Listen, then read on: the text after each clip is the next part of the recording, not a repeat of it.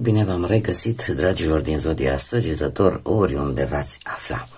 Suntem la o nouă lectură generală pentru ultima lună acestui an, mai exact pentru luna decembrie, prima lună de iarnă a acestui an, așa că, dragilor, toți cei care aveți soarele, luna, Venus, ascendentul în Zodia Săgetător, atunci această lectură este de asemenea și pentru voi. Ca de fiecare dată, nu uitați, este totuși o lectură general colectivă, așa că vă rog să luați decât ce rezonează cu voi, iar restul lăsați-le să zboare în univers, pentru că sigur sunt pentru alte energii, care într-o mai mică sau mai mare măsură au o legătură cu Zodia Săgetător. Deja am început să pun câte o carte din minunatul oracol al frunzelor de ceai pentru fiecare săptămână întreagă a acestei luni. Dar până asta pentru a vedea mai așa, în general, cam despre ce ar fi vorba în această lună pentru voi, dar până să desconspirez ce se află dincolo de aceste cărți, așa cum v-am obișnuit în ultima vreme, în ultimele luni, am zis să fac o mică introducere și din punct de vedere astrologic, să vedem cu ce vine luna decembrie și la final cum vă va afecta pe voi, inclusiv aceste aspecte astrale. Avem o lună plină pe 4 decembrie în Gemeni, în care va pune foarte mare accent pe comunicare, pe aflare de informații, căutare de informații, pe lucruri care ies la lumină, lucruri ascunse, adevăruri care pot ieși la lumină. De asemenea, mai avem, desigur, solstițiul de iarnă, care începe pe 21 decembrie, când se face schimbarea, nu numai de anotimp, dar se face și schimbarea de zodie, da? Pe 21 decembrie ne desprindem de zodia voastră, Săgetător, și intrăm în următoarea zodie, zodia Capricornului, care aduce acea energie cardinală, da? Asta îmi spune că vom fi mult mai bine structurați, vom face planuri pe termen lung, dar cu o anumită strategie. De asemenea, Mercur intră și el în mers direct pe 11 decembrie în zodia voastră. A avut un mers retrograd și acest lucru probabil că mulți dintre voi l-ați resimțit prin faptul că atât comunicarea, călătoriile au fost destul de, sau poate chiar și anumite cursuri, studiu, da, au fost un pic mai greoaie, să zic așa. Va mai dura acest lucru până aproape de jumătatea lui decembrie, după care intrarea în mers direct a lui Mercur în zodia voastră aduce o deschidere în sfârșit și atunci comunicarea va fi mult mai deschisă, ideile vor fi mult mai bune, mai mari, optimismul va crește și planurile de viitor odată cu ele. De asemenea, sunt mai bine aspectate tot ce ține de partea asta a învățăturii, da, studiului, dar și a călătoriilor. Așa că se deschid lucrurile și se vor gândi pe termen lung și poate vom reuși într-un fel să vedem și o imagine de ansamblu a lucrurilor sau a situațiilor cu care ne confruntăm. Venus în Capricorn, chiar în seara de ajun, da, pe 24 decembrie, în ajunul Crăciunului, aduce stabilitate, aduce mai multă seriozitate și mai mult realism, dar mai ales pe partea relațională și pe partea finanțelor. Da, unde vom încerca să fim un pic, sau cel puțin așa ne îndeamnă Venus, să fim un pic mai practici, mai responsabili și să accentuăm foarte mult valoarea lucrurilor, mai ales, cum am mai spus, pe partea relațională sau financiară. De asemenea, ce ar mai fi important de spus, faptul că avem un Lilith, care intră în zodia voastră, dragilor, pe 20 decembrie, și care vine cu dorința de a trăi fără constrângeri. O energie foarte puternică, aș zice chiar independentă și foarte provocatoare, dar care aduce nevoia de a fi sinceri. De a fi sinceri în primul rând cu voi și de a nu accepta limitări impuse de ceilalți. Totuși aici Lilith te poate duce la extrem, așa că se recomandă, da, chiar dacă există această tendință de a deveni un pic mai rebeli, dar dacă nu aveți o direcție, era un film, Rebel fără cauză, da? Dacă nu există o direcție clară, nu ar trebui totuși să exagerăm, da? Nici cu libertatea personală, dar fără să ținem cont de anumite limite morale sau sociale. Dar dacă totul este bine echilibrat, avem șansa să descoperim adevăruri și la nivel personal și poate și la nivel social. De asemenea, ar mai fi un Chiron retrograd în Berbec, care ne îndeamnă să nu fugim de durere, să nu fugim de acele probleme emoționale din trecut. E posibil în această lună să apară anumite sensibilități destul de accentuate, mai ales în ceea ce privește o anumită nesiguranță pe care ni le aduc situații din trecut, temeri vechi, dar este o șansă foarte bună de a le integra. Toate aceste lucruri care au adus teamă, care au adus incertitudine, să le integrăm în lecțiile noastre proprii ale trecutului. Să le considerăm ca niște experiențe și să luăm decât lecțiile învățate din aceste experiențe. Pentru voi, dragilor, pentru voi această lună decembrie, care este o lună în care mulți dintre voi își vor celebra zilele de naștere, aduce o energie foarte expansivă, aduce foarte mult curaj. Și pe lângă lucrul acesta, faptul că l-aveți și pe Mercur, care intră în zodia voastră, va aduce mult mai multe claritate mentală, planuri noi și planuri gândite pe termen lung. Dacă vorbim de bani, dacă vorbim de muncă, se pare că aveți noi inițiative și planuri, da, cum am mai spus, pe termen lung, iar disciplina este un factor esențial pe care îl veți și pune în acțiune. Veți fi mult mai disciplinați, mult mai echilibrați, atât în ceea ce privește viața profesională, cât și partea asta financiară. Dacă vorbim de dragoste, de relațiile sentimentale, atunci veți fi mult mai autentici, veți fi voi înșivă și asta vă va aduce aventură sau pur și simplu veți avea acel curaj să vă exprimați liber ceea ce simțiți. Da? Cum aveți și pe Lilith în Săgetător, există, așa cum am mai spus, această lejeritate în a spune, știi, nu mai am de ce să-mi fie teamă. Doar, așa cum am mai spus, se cere totuși un pic de echilibru, pentru că Lilith tinde să exagereze, să ducă la extrem. Și, cum bine știți, ce e mult nu este bun. Dacă vorbim un pic, așa am zis, să spicuiesc și pe partea asta sănătății, ea spune că pentru voi, dragilor, trebuie să fiți un pic mai atenți pe partea asta nervoasă, da? Atenție un pic la impulsivitate, tot Lilith e vinovată, ca să zic așa, aici, deci aveți grijă un pic la impulsivitate și încercați să vă mențineți o energie fizică foarte bună. Pe voi, dragilor din Săgetător, în general, din punct de vedere anatomic, astrologic vorbind, vă pot afecta articulațiile, probleme cu pielea, da, cu unghiile posibil, sau sistemul nervos. Tocmai de aceea se recomandă un pic de atenție pe partea asta a impulsivității. Bun, haideți să vedem acum și ce ne spun cărțile. Și avem prima săptămână. Prima săptămână va ieși în evidență cu o doamnă în vârstă. O energie feminină în vârstă care poate avea o anumită importanță pentru voi, o comunicare, o relaționare cu această energie. Probabil că este cineva foarte cochet, cu pomeții foarte proeminenți și o față, aș zice, știu că sună aiurea, triunghiulară, dar are o bărbie foarte ascuțită, posibil și cu un pic de breton.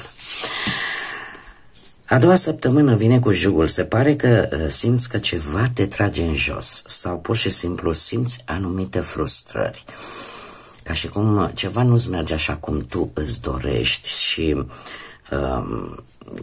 e, cum să spun eu, o situație care parcă îți face mai mult rău decât bine. Și de aici apare această stare de frustrare, mai ales dacă, probabil voi, ați și investit ceva, indiferent ce, în respectiva situație. Poate să fie bani, poate să fie efort, poate să fie sentiment, poate să fie orice. Cea de-a treia săptămână avem pumnalul care ne vorbește de anumite temeri, de anumite griji și de o situație un pic mai tensionată. Ultima săptămână, dar și nu ultimele zile din decembrie, vine cu pâinea, o perioadă în care, în sfârșit, prosperitatea, abundența vin către voi. Probabil un succes la nivel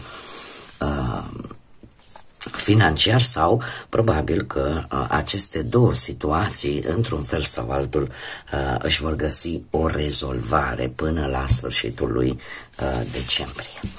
Haideți să mergem mai departe și să vedem care este energia generală pentru voi, dragilor, din Săgetător în luna lui decembrie. Care este energia generală pentru dragii mei din Săgetător în luna lui decembrie?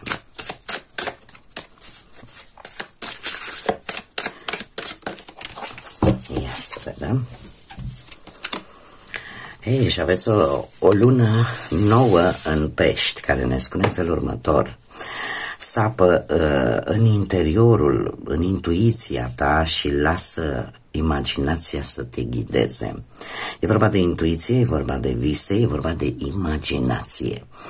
Probabil că este stimulată mai mult partea asta a intuiției și este adevărat, nu am spus chiar toate aspectele astrologice pentru că am fi stat foarte mult aici, eu am spicuit decât câteva, dar dat fiind că avem această lună nouă în Pești, trebuie să mai adaug o informație importantă și anume că avem un nodul nord în Pești și un nodul sud în Fecioară. Ceea ce, cu ce vine cu o șansă destul de mare de a se clarifica ceva la nivel karmic. Se pare că apare o ușoară dificultate de a renunța la anumite tipare vechi, de judecată poate, felul în care tu judeci pe ceilalți sau ce părere ai despre ceilalți, dar în același timp apare dorința ori de a face lucrurile cât mai perfect, ori dorința de a controla o anumită situație. Cu toate astea, acest nod nord în Pești aduce cu sine o șansă foarte bună de vindecare la nivel spiritual, prin rugăciune, indiferent de ce credință aveți sau orice altă activitate, da, inclusiv pentru cei atei, da, care nu au nicio credință, orice activitate care pe tine te poate conecta la un nivel mult mai înalt, la un nivel spiritual mult mai înalt. Așa că este o perioadă de recalibrare karmică pentru noi toți până la urmă, pentru că este un aspect astrologic general, dar asta ne ajută să ne transformăm. Să ne transformăm spiritual. Tocmai de aceea apare și această energie a lunii noi în Pești, pentru că e vorba de intuiție, e vorba de imaginație foarte bogată și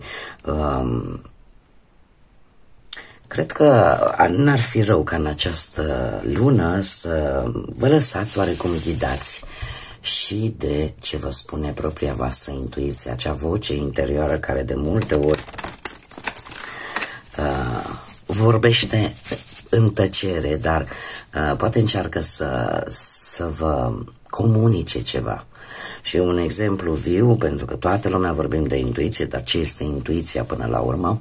Este capacitatea fiecărui om de a asculta la nivel, aș zice, mai mult energetic,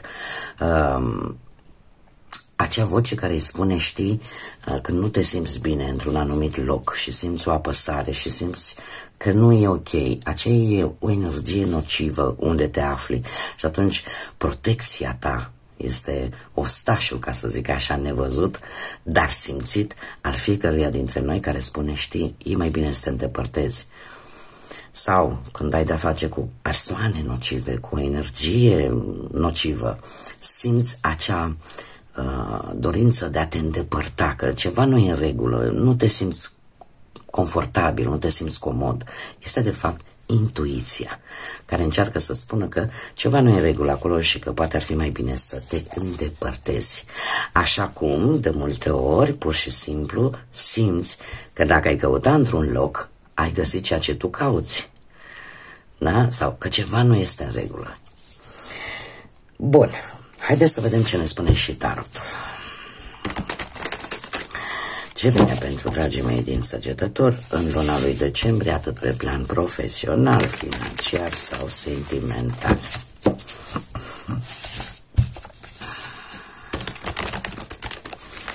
Ia să vedem.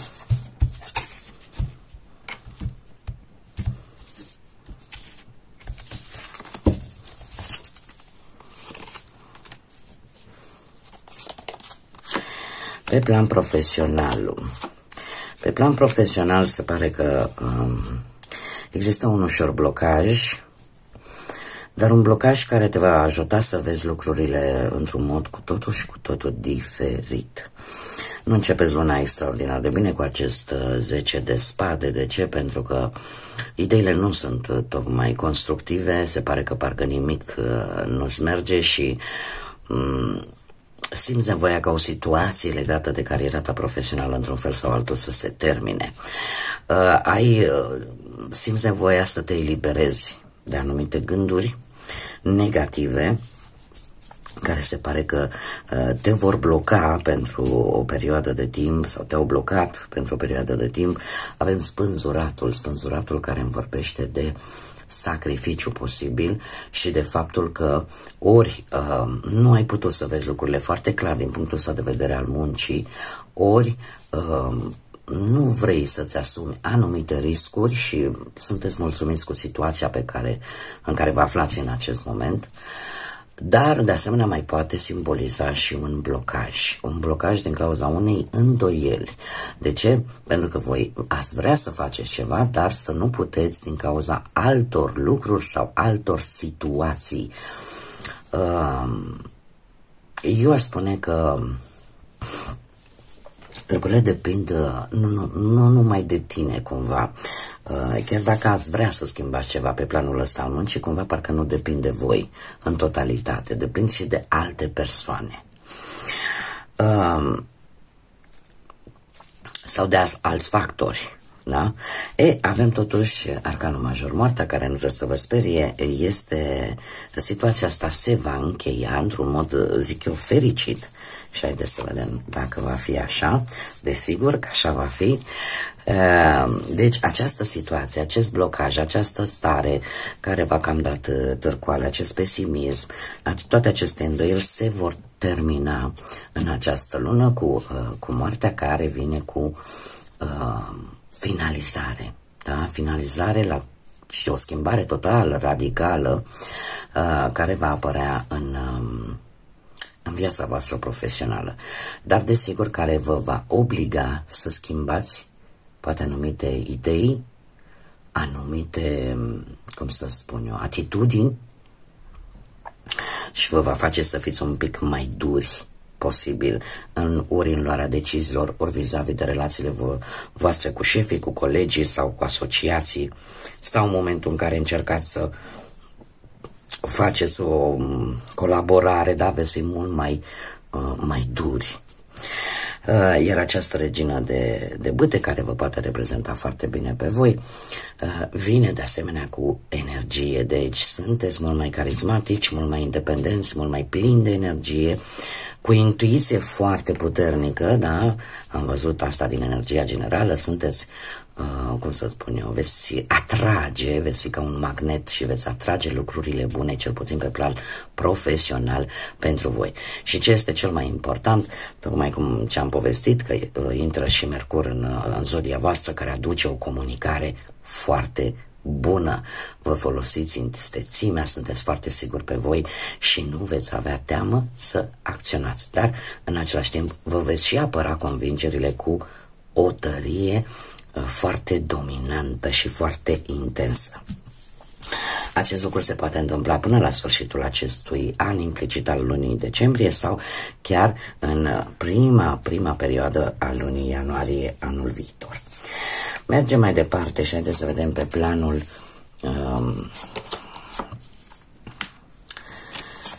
financiar. Pe plan financiar se pare că veți primi niște bănuți. Nu știu dacă e vorba de vreo datorie pe care ați împrumutat acum ceva vreme niște bani și vi se returnează înapoi, sau pur și simplu primiți o anumită sumă de bani care va fi pentru voi, dragilor, ca o, cum să spun eu, ca o, oricând au fost o sumă de bani care a fost dată pe termen scurt. Dar cert este că pentru voi va veni exact cum e mai bine. Cum e mai bine. Adică vă va pica tare bine. Cavalerul ăsta de bâte, poate că această sumă de bani vă va ajuta pe voi să faceți o călătorie sau să-i folosiți pentru o călătorie. Sau să, cum să spun eu, să faceți lucruri pentru voi, pentru sufletul vostru, ceea ce vă place vouă. Mai ales că, așa cum am mai spus, cam aproape 3/4 din luna lui decembrie vă revine vouă, da? Doiul ăsta de bâte, trebuie să vă spun că e o energie foarte bună pe partea asta a bănuților. De bani eu zic că nu veți duce lipsă. Predomină foarte mult energia asta de foc, așa că banii vor veni atât din muncă cât și din creativitatea voastră, da? Și din pasiunile voastre posibil să vină bănuți, iar doiul ăsta de bâte vine cu mai multă planificare, deci până la sfârșitul anului vă veți planifica foarte bine bănuții pentru o perioadă lungă, pentru viitorul vostru. Chiar dacă știți că aveți potențial să produceți, să aveți, mare atenție, pentru că pot apărea influențe din partea altora pe plan financiar.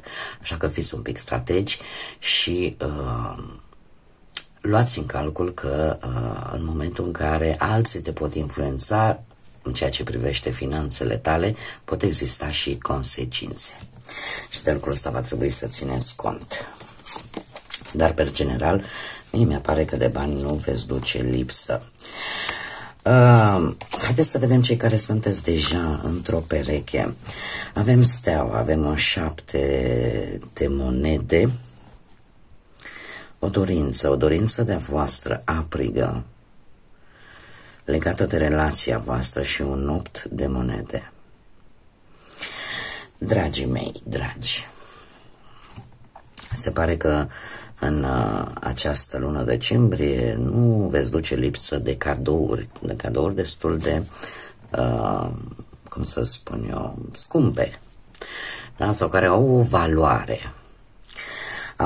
Iar dacă vorbim de partea asta, într-adevăr aici există o dorință mare a voastră în ceea ce privește relația voastră.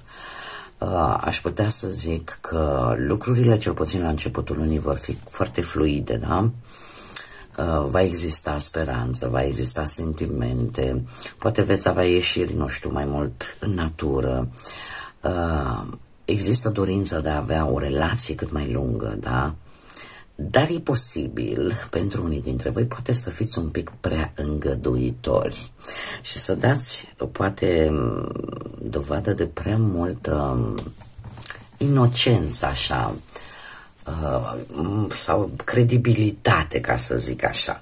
De ce spun acest lucru? Pentru că am un 7 de monede care vorbește de un efort pe care voi l-ați făcut, poate ca relația voastră să meargă înainte, da? Ați fost foarte răbdători, totuși v-ați compromis într-o relație pe termen lung,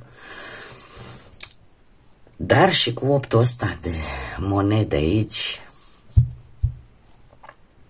voi vreți un lucru concret. Voi vreți lucruri concrete și e posibil ca în această lună mulți dintre voi să ajungă în faza în care să spune, Domne, voi ajunge cu relația asta acolo unde eu mi-am propus să ajung. Voi sunteți într-adevăr deschiși unui compromis foarte lung. Sunteți dedicați relației în sine. Și mare atenție, eu spun aceste lucruri pentru toți cei care sunteți într-o relație. Nu contează că sunteți căsătoriți, că trăiți împreună, da? Și vă rog să o luați ca atare. E posibil ca unii să se regăsească, alții nu. Eu decât citesc ce îmi arată cărțile. Deci, într-adevăr, se va face o analiză a voastră vis-a-vis de relația voastră și de faptul că se va pune în balanță. Se merită să mai aștept, se merită să mai am răbdare, pentru că voi vreți ceva concret.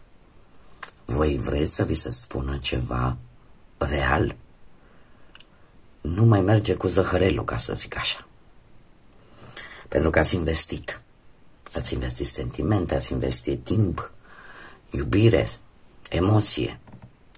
Și vreți să se vadă lucrul ăsta.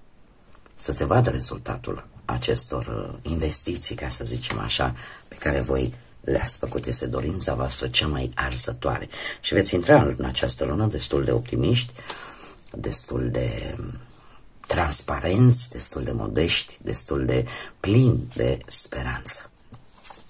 În mare parte, lucrurile vor fi destul de fluide. Totuși, cum am mai spus, există acest mic sau mare, depinde, inconvenient în care voi chiar vreți să vedeți dacă lucrurile vor fi așa cum vi le doriți voi. Mergem mai departe pentru cei care sunteți singurei. Cei care sunteți singurei, se pare că luna aceasta veți fi înconjurați de familie, de prieteni și există șansa ca la finalul, aproape cel puțin de finalul lui decembrie, chiar să aveți și o aventură amoroasă bazată în primă fază pe parte fizică. Da? Nu îmi apar, veți fi foarte atractivi, da? Acolo unde vă duceți, vă veți pregăti foarte bine, mai ales pentru evenimentele deja cunoscute în toată lumea, da? De Crăciun, de Anul Nou, lucru care vă va scoate în evidență și va face vă va face să străluciți și să cuceriți în același timp. Un as de bâte ne vorbește de dorință, de pasiune, de sexualitate, da? De seducție. Așa că nu este exclus să aveți și parte de o aventură, e adevărat, la început mai pasională, nu neapărat sentimentală. Și pentru că am omis, avem ca și zodii, zodia Scorpion, avem alte zodii de foc, Berbec, Leu sau Săgetător ca voi.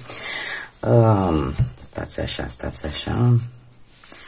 că vreau să fiu sigură, dar se repetă zodiile de foc la fel ca și voi. Avem zodia Taur și zodia Vărsător.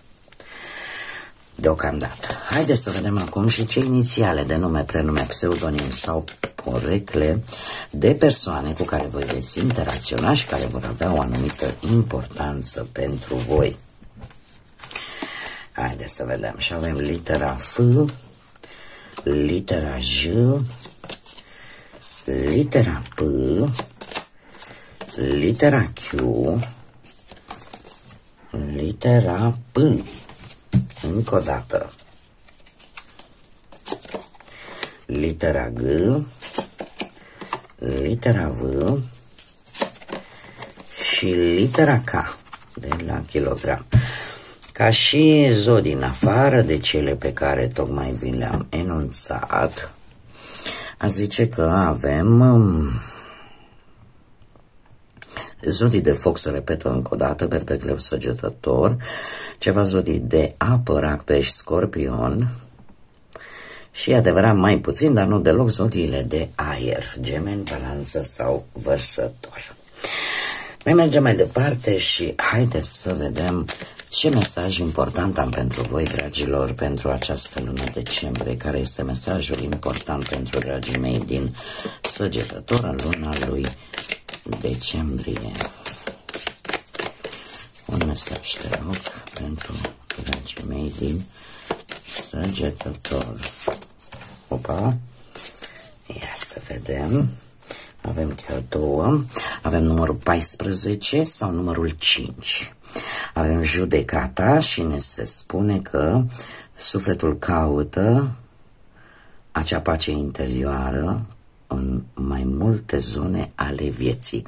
Căutarea voastră începe, cum să spun eu, în urma unor informații, dar este o situație în care voi vreți să vă liniștiți, în care voi vreți să găsiți liniștea, să se termine sau să-și găsească o rezolvare, iar pentru asta e posibil ca voi să fiți mult mai curioși și mult mai rapizi când e vorba de a obține informații. Numărul 5 ne vorbește într-adevăr de inteligență, de expansiune, de a fi original, dar ne vorbește și de energie schimbătoare. Trebuie să vă spun că cifra 5 este guvernată de Mercur și cum bine am văzut și din punct de vedere astrologic, Mercur se află în zodia voastră, așa că este o carte care te îndeamnă să cauți informații pentru a reuși într-un final să te liniștești vis-a-vis de o anumită problemă, de un anumit conflict posibil. Și ce să vezi, că avem un 5, nu-i de ajuns că l-avem aici, mai îl avem și aici, care ne vorbește de o celebrare. Se pare că toată această căutare, curiozitate, inteligență, cum să spun eu, această energie te va ajuta să celebrezi ceva și sunt cu siguranță că acel conflict, această stare de tensiune într-un fel sau altul se va încheia. Pentru că avem o celebrare, se pare că ești pregătită pentru nou și pentru lucruri foarte surprinzătoare care vor veni în viața ta de-a lungul lui decembrie. Acum avem și celebrări, pentru că oricum știu mulți dintre voi, inclusiv eu, am un săgetător important pentru mine. Așa că, dragilor tuturor celor care vă veți celebra zilele de naștere în această ultimă lună din an, luna lui decembrie, eu vă doresc sănătate în primul și în primul rând, vă doresc liniște, vă doresc lumină în suflet, în gânduri, vă doresc acea căldură de care cu toții avem nevoie, dar în mod special pentru voi tot binele din lume și la mulți ani. La mulți ani, fie ca, indiferent de credința voastră, să vă aducă Dumnezeu sănătate, să vă aducă ceea ce voi vă doriți cel mai mult. Dar eu cred că cel mai important, să vă aducă liniște. Eu vă mulțumesc pentru prezența voastră la această lectură, mulțumesc tuturor celor care, ca de fiecare dată, sunt alături de mine prin intermediul like-urilor, comentariilor, distribuirilor voastre.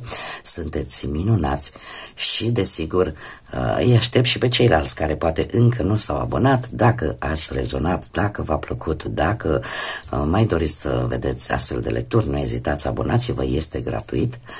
Cum, de asemenea, nu uitați de clopoțel. Clopoțelul care, odată activat, vă trimite notificări atunci când eu urc lecturi noi. Până data viitoare, când ne vom reîntâlni la o nouă lectură, Eu vă doresc tot binele din lume, să aveți parte de multă energie pozitivă și, așa cum am mai spus, de multă lumină, dragilor. Este o lună magică, o lună în care trebuie să fim mai buni. Noi trebuie să fim buni în fiecare perioadă a anului, dar cu precădere în această lună, să fim mai buni atât cu noi cât și cu ceilalți. Până data viitoare, numai bine și să fiți iubiți, dragilor!